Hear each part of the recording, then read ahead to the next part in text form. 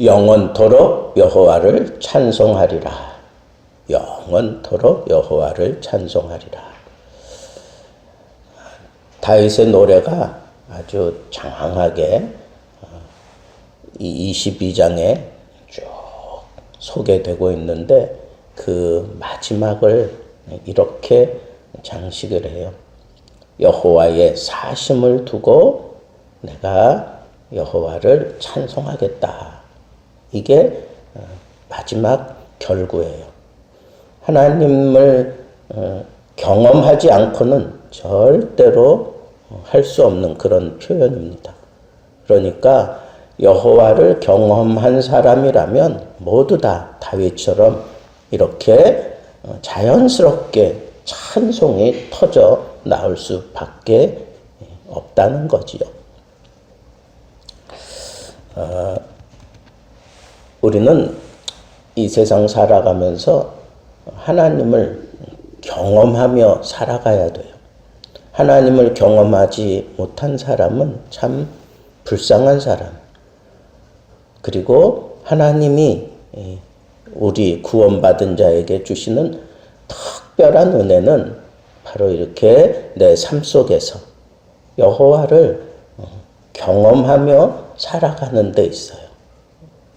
그런데 여러분, 여호와라고 하는 이름 속에 담겨져 있는 그 의미와 그 뜻이 내가 여호와를 경험한 사람이 부를 때, 경험하지 못한 사람이 부를 때 그 감도가 다르고 의미가 달라지는 것처럼 찬송은 여호와를 경험한 자들의 전유물이에요.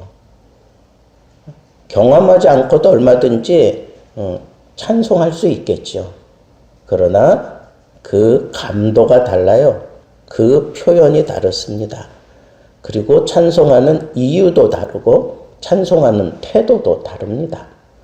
그리고 여호와를 경험한 자라면 이 찬송이 그냥 저절로 나오는 거야. 저절로.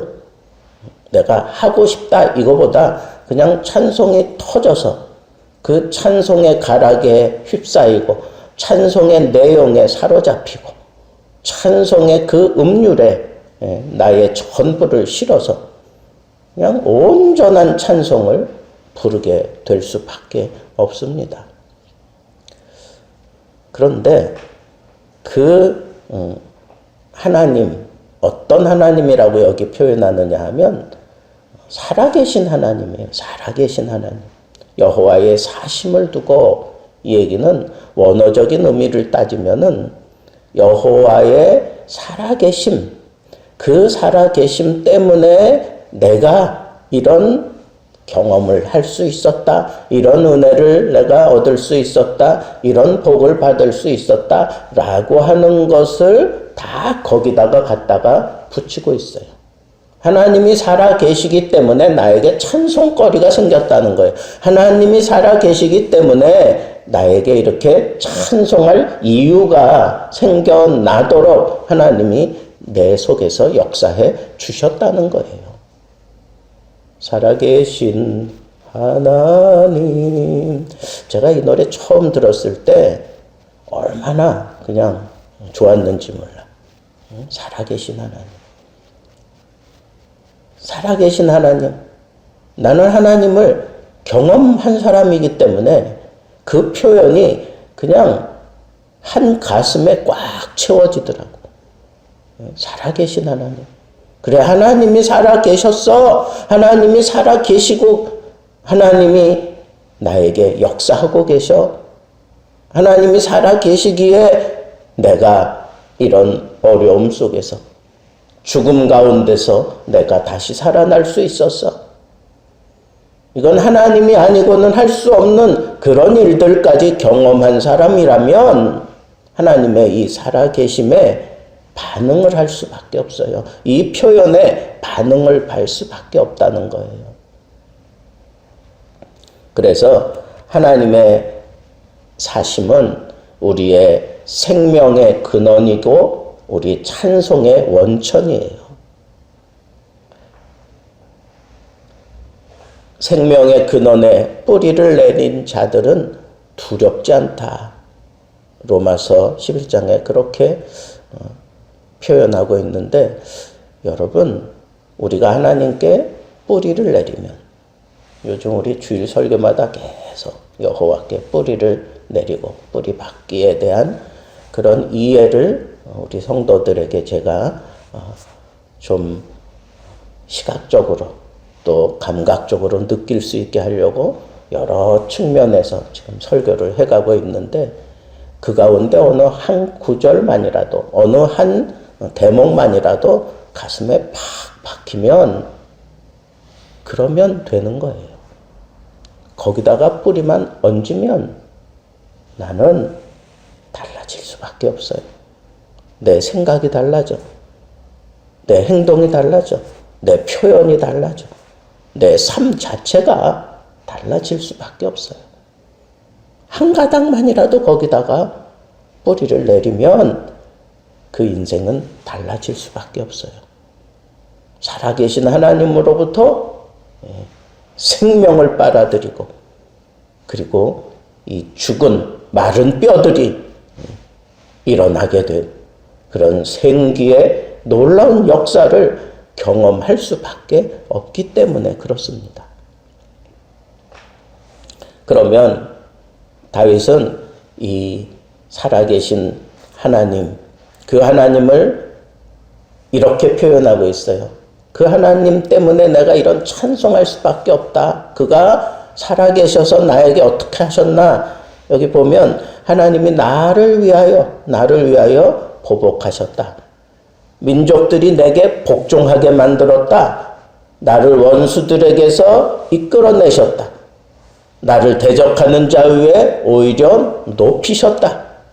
나를 강포한 자들, 아주 포악한 자들에게서 나를 건지시는도다. 사울의 그 추격과, 그리고 주변의 악한 무리들이, 그리고 가까이는 자기 자녀들에게 이르기까지 배신의 칼을 꽂는 그런 일들이 일어나고, 주변에 다윗이 강성한 왕이지만 주변을 둘러싸고 있는 사람들 가운데 충신도 있지만 간신 같은 역할을 하는 사람들도 있어. 겉으로는 충성하는 그런 요압도 사실은 얼마나 껄끄러운 존재인지 몰라요. 이런 아주 치열한 삶의 그 경쟁과, 그리고 그 거친 호흡을 버텨내며 이 이스라엘의 왕좌를 지켜간다고 하는 것 자체가 얼마나 힘든 일인지 몰라.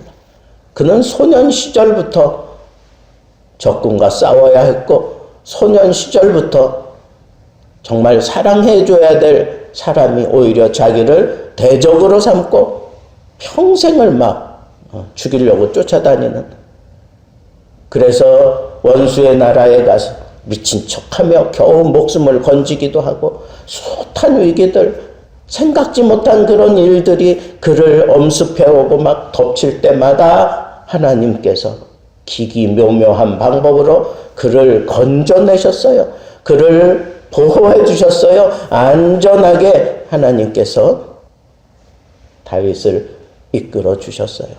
이런 것들을 다윗이 회상하면서 이건 다 하나님의 작품이야.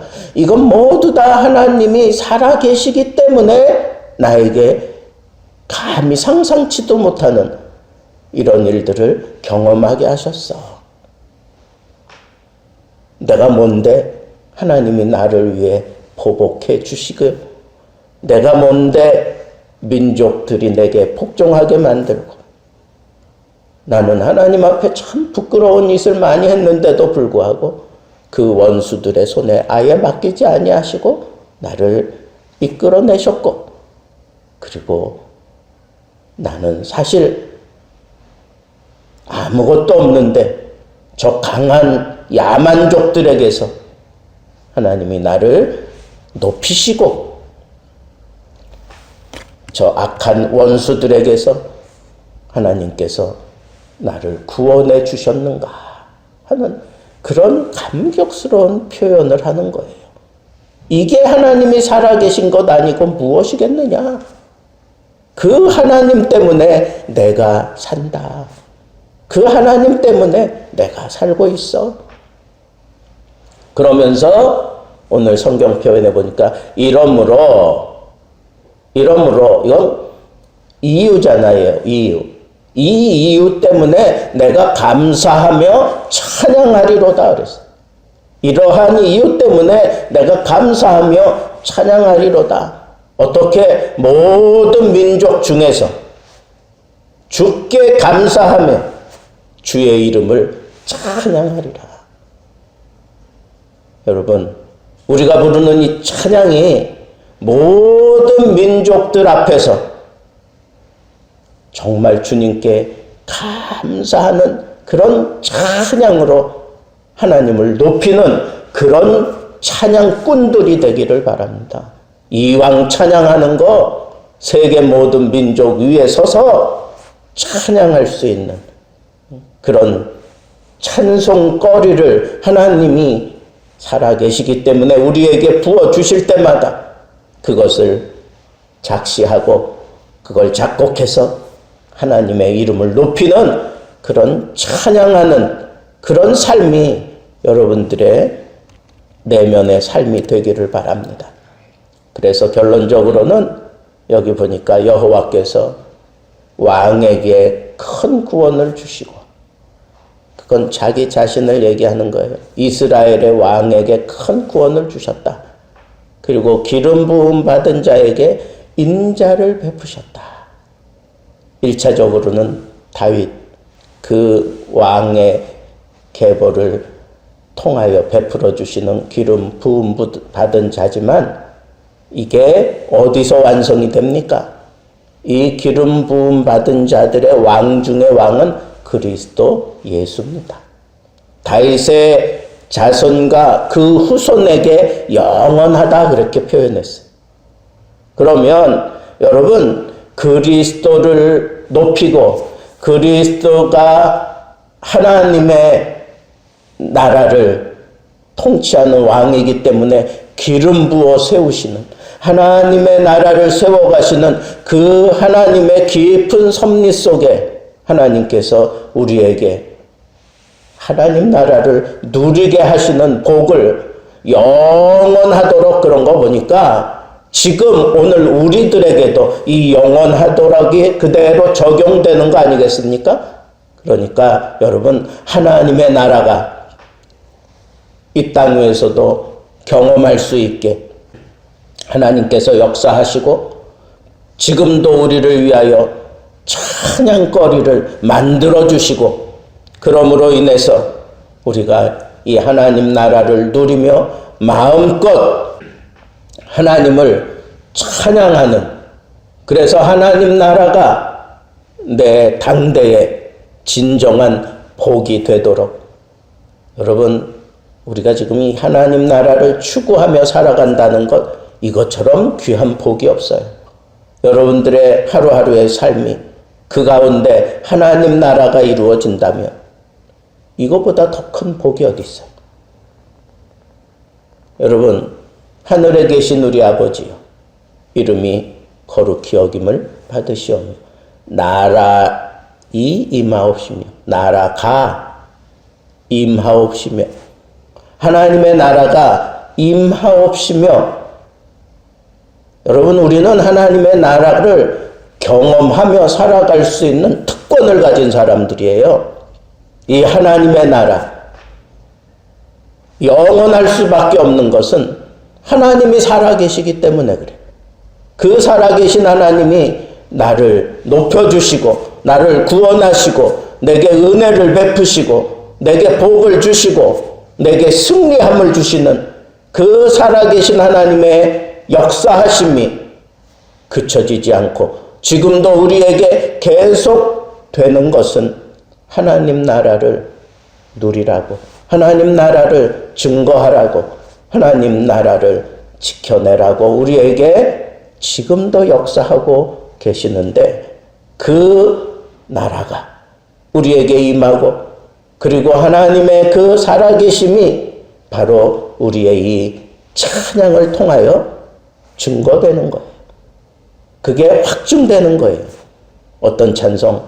감사 찬송. 하나님을 경험한 자들만 부를 수 있는 감사 찬송. 여러분들의 찬양이 되기를 우리 주님의 이름으로 축복합니다. 기도하겠습니다. 설라경 집사님 예물 드렸습니다. 하나님 아버지 감사합니다.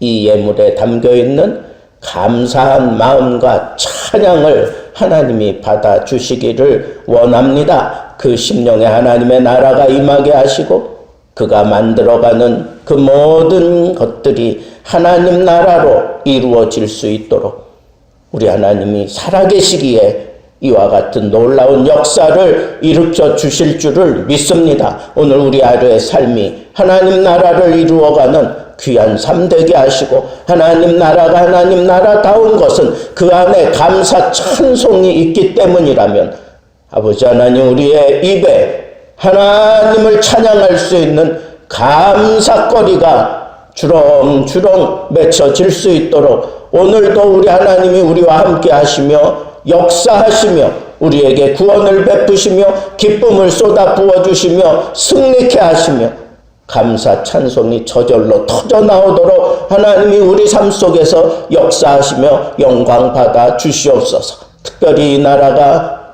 몸살을 앓고 있습니다. 코로나로 인해서 집집마다 그리고 회사마다 사회 속에 깊숙이 파고드는 이런 우울한 마음, 불신하는 마음, 괴롭고 힘들고 어려워서 등 돌리는 마음, 아버지 하나님 긍휼히 여기시고 하나님께서 우리에게 구원함을 베풀어 주옵소서.